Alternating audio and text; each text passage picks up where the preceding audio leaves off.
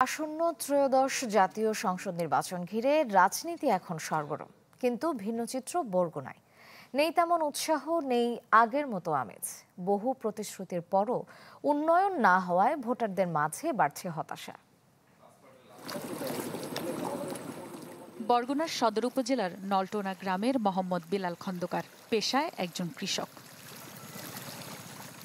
ভাঙনে বিষখালী নদীগর্ভে বসতবাড়ি সহ ১২০ একর জমি, যে কোনো সময় বিলীন হতে পারে বসবাসের শেষ আশ্রয়টুকুও। বছরের পর বছর সংগ্রাম করেও বাঁচাতে পারেনি বাপদাদার ভিটেমাটি। পরিবারের এমন দুঃসময়ে নির্বাচন নিয়ে ভাবনা নেই তাদের। ফিনলে ইংলিশ ব্রেকফাস্ট, যার কড়া স্বাদ আর সতেজ সুবাস দেয় চুমুকে চমৎকার একটা দিন।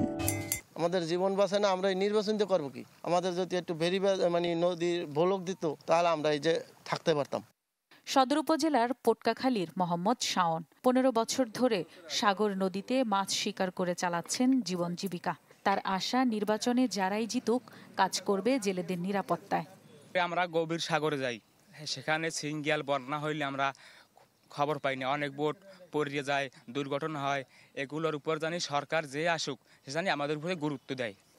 এদিকে জেলার নাজুক যোগাযোগ ব্যবস্থায় পরিবহন শ্রমিকদের চাওয়া শুধু ক্ষমতার পরিবর্তন নয়, পরিবর্তন আনতে হবে উন্নয়নেও। সড়কটা এটা খুবই ভাঙ্গাচুরা, খুবই দুর্ভোগ। একটা দুর্ঘটনা যাই হোক না, সম্পূর্ণ দায়ভার পড়ে আমাদের ড্রাইভারের উপরে। যারাই সরকারে আসুক তারা যেন সুন্দরভাবে আমাদের রাস্তাটা করে দেয়, তাহলে এই পরিবহন সেক্টরটা টিকে থাকবে।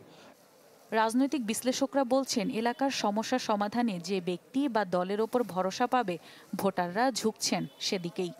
যিনি আমাদের এই সাধারণ মানুষের ভাগ্য উন্নয়নের কাজ করবে, মানুষ নির্বিঘ্নে যেন ঘুমাতে পারে, মানুষ যেন চলাফেরা করতে পারে, সেই কাজগুলো যার দ্বারা সম্পন্ন হবে সেই মানুষটিকে মানুষ সামনে নির্বাচনে দেখতে চায়। এবারের নির্বাচনে বরগুনার ২টি আসনে ভোটার ৮,৫১,৭৯০ জন, নতুন ভোটার ৪০,২৬৪ জন। Desk report, channel 24।